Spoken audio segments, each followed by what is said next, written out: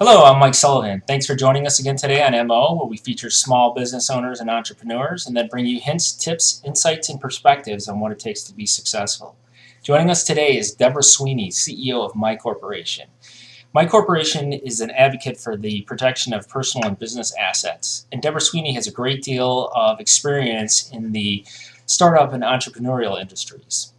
Now, Deborah, I know MyCorporation does a lot of incorporating in LLCs, but I know there's a lot more to the business. Would you mind telling us a bit about it?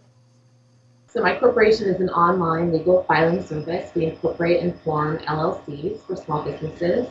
And our goal is to go beyond just forming the business, but also to provide a package or a bundle that creates a scenario where a small business can come to us and feel like they're getting more than just the incorporation, where we do domain names and startup packages and relationships with QuickBooks and other business products that we have partnerships with. So we create kind of business bundles that enables them to choose from one of a few bundles and make kind of an easy decision about their incorporation process. In your opinion, what's the right point in time for an entrepreneur to create a legal business entity? Is it right when the idea comes to mind, or should it be further down the line when the idea is more solidified and ready to go to market? Well, my perspective is that before you go into business and start selling products or services, it's wise to incorporate or form an LLC.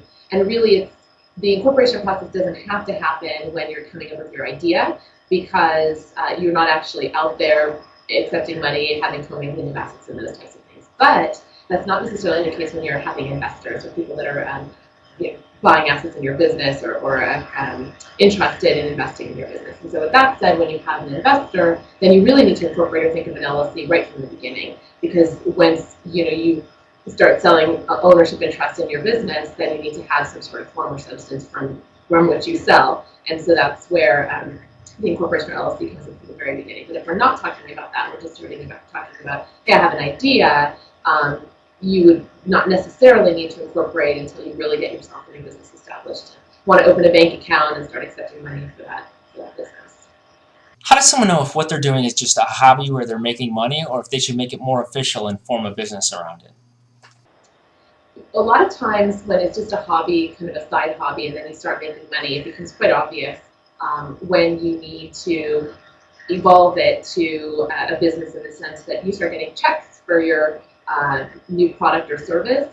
And when you do that, you have to take it to the bank. And the bank says, well, if is this your business? It's not under your specific personal name, it's under a business name, and the bank requires that you have an account in that name. And so with that, you then have to incorporate, because the bank requires incorporation papers in order to open an account. So that's sort of a practical reason, but the emotional reason is, hey, I'm giving up my other job, or I'm moving on beyond this other full-time thing, and this is becoming more full-time than I had anticipated. And that's sort of the emotional position at which a lot of people identify that they're no longer just having a hobby and they're moving on to a business. Deborah, what are some of the mistakes you've seen business owners make when forming their corporations, and what suggestions do you have for them? A lot of times when people form corporations, they think that they need to define the type of entity from the very beginning, in the sense that they need to be sure it's an S corporation or a C corporation, or the type of entity that it is. And the reality is that if you're formed, you can make changes and adjustments along the road. So many changes are based on your taxes and accounting, what kind of income and revenue your business is generating. And so those are changes that can happen down the road. You don't need to make all of those decisions right from the beginning. A lot of times entities form as S corporation, and then over time they no longer qualify as an S corporation. And so then they need to kind of redistinguish themselves as a C corporation and withdraw their S corporation election.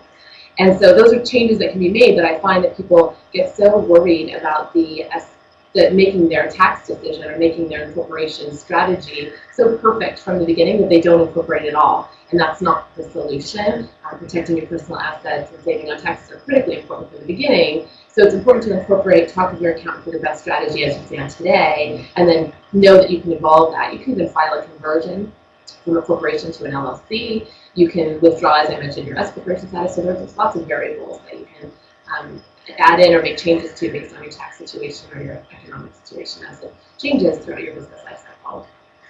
So basically, don't get too hung up in the details. Start something, and you can always change it down the line. Right, and I don't want to sound whimsical, like just incorporate, right? But it's important to make sure that you do from a legal standpoint, you're protecting your personal assets, you're differentiating your personal from your business. And then from an investment standpoint, that you have a structure that's in place from which you can sell ownership if necessary or to investors. So you want to have that in place, you want to look legitimate, and sometimes people get kind of mired in the details and they just never do it. And so I think it's important people kind of take that first step. And what are the benefits of, say, an LLC versus a corporation?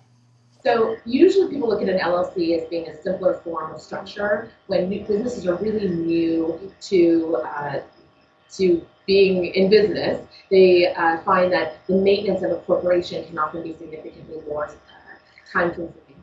So you have to have your minutes and your bylaws and your operating agreement and all that stuff in place with your corporation. And with an LLC, you really don't have to have as many of those corporate formalities. You don't have to have an annual meeting. You don't have to give notice of your meeting. So all of those little things that often come with a corporation and the maintenance of a corporation can be kind of not worried about. But with that said, both, you still have to have your annual filings every year and, of course, your taxes. But the biggest difference is that corporations are taxed at the corporate level and then they're taxed again at the individual shareholder level, whereas LLCs, the taxes pass through as if it were a partnership. And so in that instance, it's just really a tax analysis. How most people talk to their CPAs when they're in business for themselves, and they figure out kind of what's the best structure for their business. Should they be taking it at the corporate level and then leaving the rest of the profits in the business, or do they want the income and the revenue of the business to pass straight through onto their personal tax return? And one thing that's interesting, it used to be very clear that the corporate tax rate was higher than the individual tax rate. That's no longer the case in many instances. So now it's not so crystal clear that someone doesn't want to be taxed as a corporation, because sometimes the corporate rate is actually more beneficial than being taxed at your individual rate. And you're quite an entrepreneur yourself, going from general manager of MyCorporation to buying it from Intuit. Would you mind telling that story? Sure. So I was general counsel for MyCorporation when we were acquired by Intuit back in 2005. And so I ran the business division under Intuit for 5 years. And working in a small environment under a huge corporate umbrella was just a really big challenge. It was, to me, I would say it was the best thing and the worst thing. It was the biggest learning experience I could ever have as an entrepreneur, because it's sort of where you ultimately end up if you were an entrepreneur in some ways. But then realizing it was the most difficult way to run a business. Our cost overhead and structure were really not commensurate with what our business revenue was. We were making just under $10 million, and Intuit, was making almost $4 billion. And so that we were such a small piece in that pie, so we got very little attention, and making changes was very difficult. And they recognized it, and I recognized it. And sort of at the same time, we came together, and we were discussing what next with the company, and where would this go. And I kind of thought this was a great opportunity for me to present an offer to purchase the business from Intuit.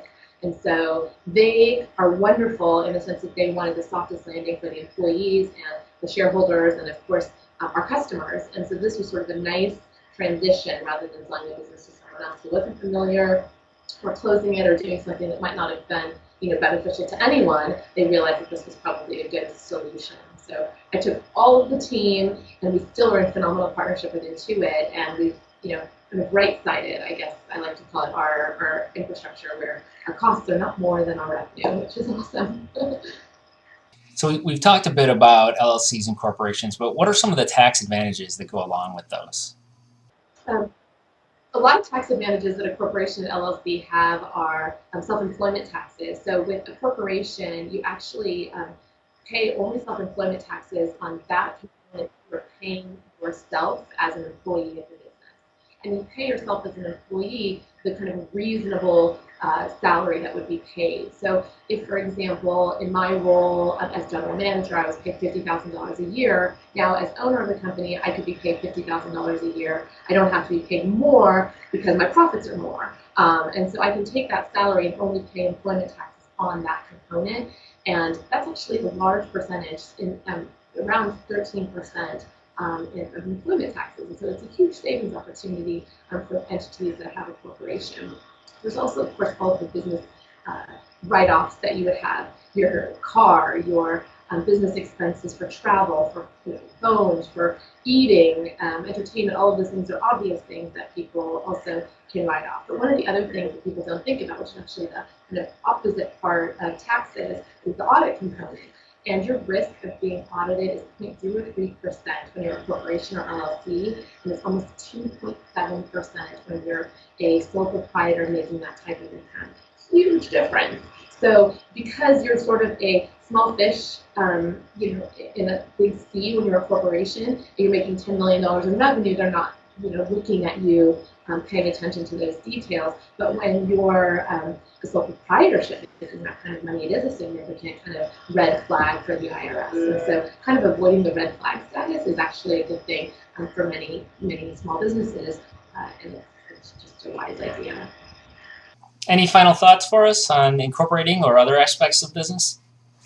So I think that forming a business, a lot of times people think about the incorporation and LLC component, but I think there's other pieces that you want to make sure that you're attentive to besides that. I mentioned early on, talking about kind of the bundled products that we have, that you can get your domain name and your website and all of those things, and all of those are kind of built around developing a brand for your business. Often kind of your business is a bit novel in some ways, but sometimes it's a commodity, and it's because of your brand that you're making it unique. So there's different benefits to kind of setting your business apart in developing a brand or business name. And with that, I'm always really cautious to tell people that it's important to protect their trademarks, to make sure that your trademark and your business name, your logo or slogan are protected and they're yours. It seems to me that when people incorporate it, they think that that is one and the same of a trademark, and it's not. And it's kind of a bummer when one day you're spending a whole lot of money marketing your business and building a brand for yourself and getting your name out there and pitching your product or service, and then all of a sudden you either find out someone else has that name that pre-existed you, or B, someone comes in the market and enters with a name that's really very similar.